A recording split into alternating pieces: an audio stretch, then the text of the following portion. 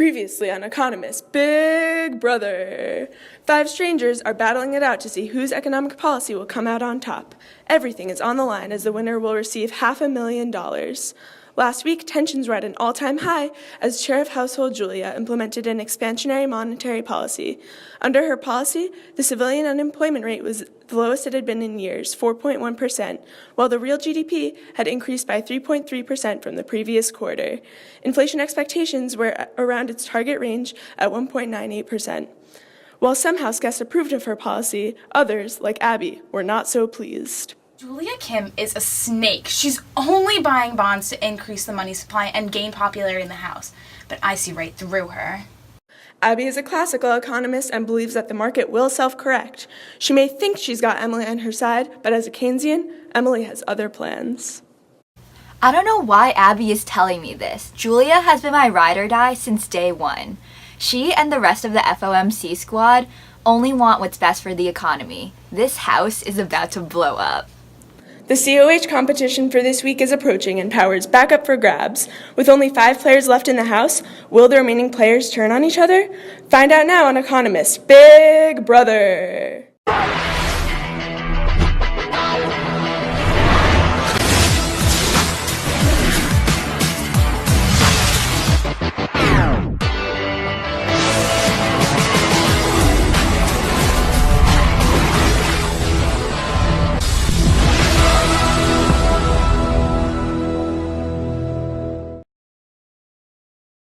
Everyone, come into the living room.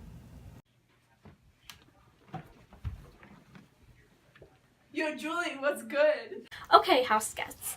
This upcoming year, the economy is at near maximum employment and inflation is expected to rise to 2%. With this in mind, start thinking about which economic policies are best. Now, for the competition portion, Julia, as the outgoing COH, you will not compete in this competition. Everyone else, gear up because the Big Brother Economy Forecast competition will be starting shortly. I'll see you all in the backyard.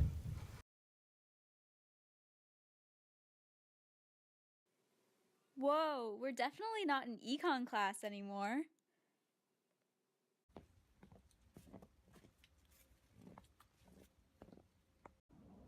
For this competition, you'll all be trying out for the Economics BB Weather Team by reading a report from the heart of the storm. When the teleprompter begins, start reading the report. Every time there's a blank in the report, fill it in by saying the correct economic term. You must give each answer before the blank disappears from the teleprompter screen. Each correct answer will earn you 1 point. The reporter with the greatest number of points will become the new chair of household this week. So get ready. Things are about to get intense. Let's go live to our EVV weather reporter, Rebecca Stormatori, to see if she's wrangled up a report for us. Take it away, Rebecca.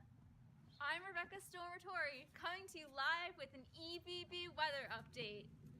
If the unemployment rate continues at its current pace, it'll end up being above 4% in the near future.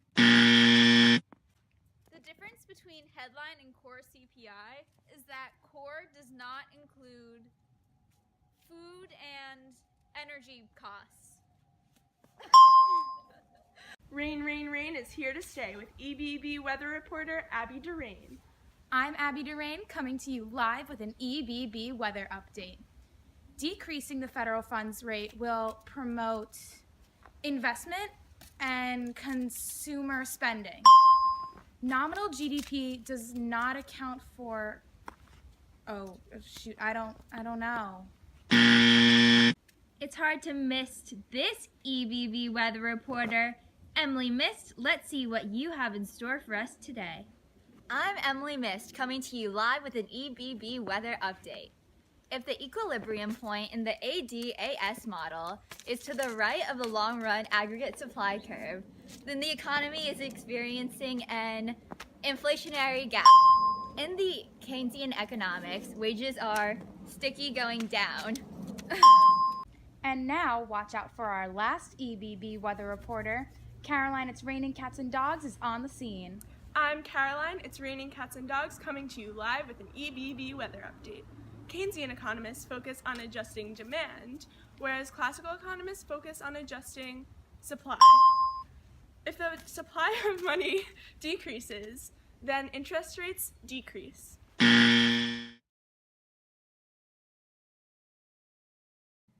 Let's see how you all did with the BB economy forecast. Rebecca, you had a score of 5 out of a possible 8 points. Abby, you had a score of 4 points. Emily, with 7 points, you're in the lead. Sorry, Caroline, but you only got 2 points. With 7 points, Emily Mist has won the competition and is now the new chair of household.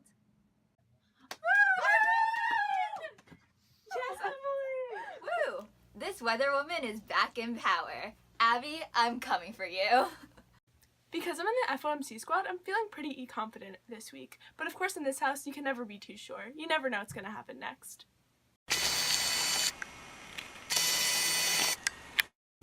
Okay guys, so who should we kick out of the house this week? Probably Abby. I don't trust her. She lays back like, oh, the economy is just gonna fix itself. But no, that's not how it works. We need to fix the economy. Yeah, Abby's really dangerous. You never know what she's gonna do next. Oh my god, Julia. Abby came up to me earlier and told me that she wants to get you out. She called you a snake and accused you of only looking to gain popularity. She has got to go. That bee! Oh, I can't believe her. Whether she likes it or not, Abby has just become my target. If everything goes as planned, Abby will be walking out the door this week. Abby, you just sealed your fate, boo-boo. Okay, here's my plan for the week. I know that things in the economy have been pretty stable so far, but it's time to shake things up.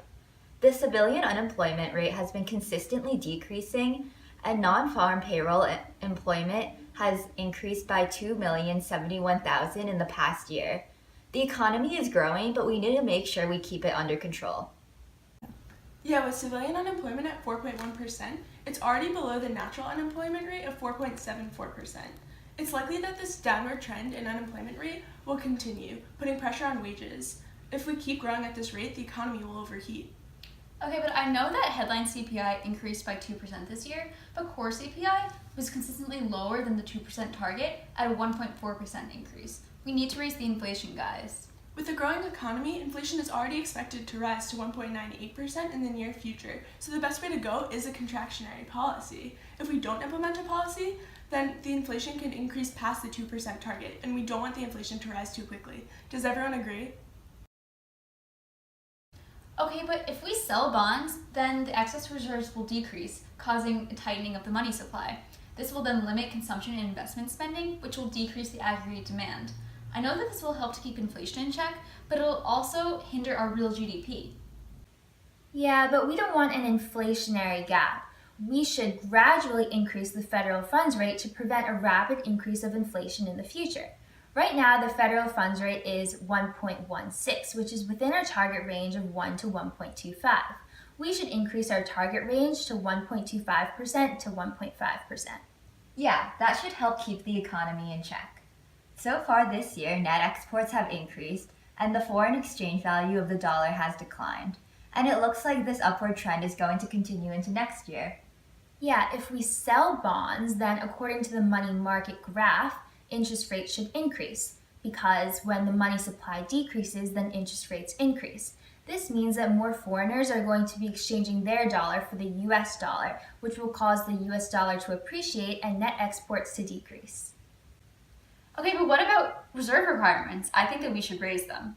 I understand where you're coming from, but changing the reserve requirements drastically alters the economy because it affects both the money multiplier and the excess reserves. I think we should keep them steady for now. Okay, I think everyone's in agreement. I'm fine just taking one for the team and putting myself up for eviction. There's no way Abby's monetary policy can win anyway. Look, I know you're tight with your alliance right now, but let's face it, you're at the bottom. You didn't come on this show to get 4th place. After they get me out, they're just gonna come for you. I'm just trying to warn you. We both know I'm not at the bottom, Abby. You're just desperate. Okay, just hear me out. I know that they're going to try and implement another policy, but it really doesn't make sense right now. The economy is really strong and continuing to grow, so why would we want to do anything to affect that? And plus, due to time lags, previous tightening policies could only be affecting the economy now.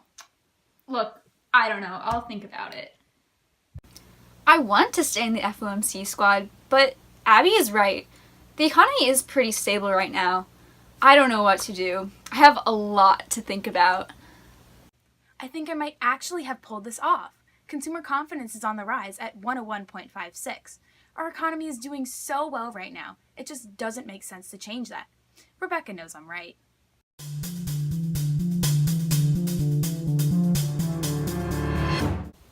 This is the nomination ceremony. It is my responsibility as the chair of household to nominate 2 house guests for eviction. In my nomination box are the keys of the house guests I am nominating for eviction. First house guest I have nominated is Abby.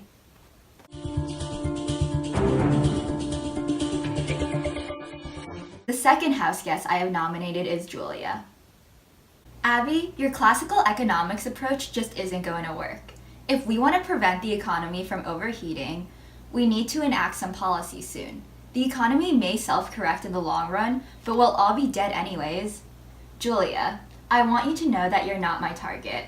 I trust your economic reasoning, and as a fellow member of the FOMC squad, I know you'll do what's best to keep the economy in check. This nomination ceremony is adjourned.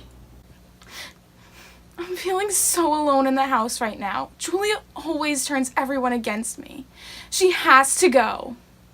So Abby talked to me today about flipping on Julia, and at first I thought she was just desperate, but then she brought up some good points. It might be time for a big move.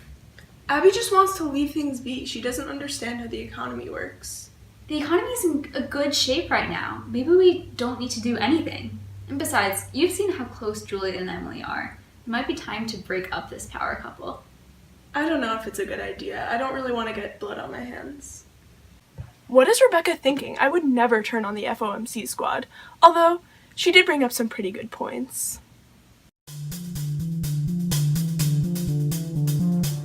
Hello, house guests. It is now time to cast your votes for eviction. One by one, everyone go into the diary room and cast their vote. But first, each nominee will have one final chance to sway the votes with a brief speech. Abby, you will go first. Hi, Mom, Dad. I miss you all so much. Happy birthday, Aunt Janet. House guests, we can all see that the economy is in good shape right now. We are at maximum employment and inflation conditions are optimal. If we implement policies right now, with the timelines, we don't know when those policies will affect the economy. Throughout my time in the Econ Big Brother house, I have proven to be a good economist. If you keep me around, the economy will continue to be stable. So when you walk into that diary room, vote to evict Julia. Thank you. Hi guys, my time in the Big Brother Econ house has been the most amazing experience for me. As you all probably know, I'm an advocate for a contractionary monetary policy. Abby talks a lot about the future, but she clearly doesn't care about the present. And in the present, we need to make sure that inflation isn't rising too quickly, and we need to keep the economy stable. Abby only cares about herself, whereas I care about all of you. I love you guys so much, except for Abby. Emily, as the current COH, you will only vote in the event of a tie. Rebecca, you will vote first. Hello, Rebecca. Hi, Julie. Please cast your vote to evict. I vote to evict Julia. Thank you. We saw Rebecca talking to Caroline earlier about making a big move. Will Caroline vote with Rebecca or stay true to her alliance? Let's find out. Hello, Caroline. Hi, Julie. Please cast your vote to evict. I vote to evict Abby. We have one vote to evict Julia and one vote to evict Abby. Let's deliver the news to the house guests. Hello, house guests. We have a tie. Emily, as COH, please break the tie with your vote. I'm sorry, but I have to evict Abby. Abby, by a vote of 2-1, you've been evicted. The house guests clearly favored the contractionary monetary policy over your classical approach. The federal funds target rate will now be increased to between 1.25 to 1.5%. Woo!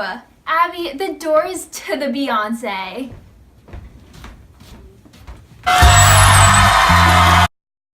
house guests.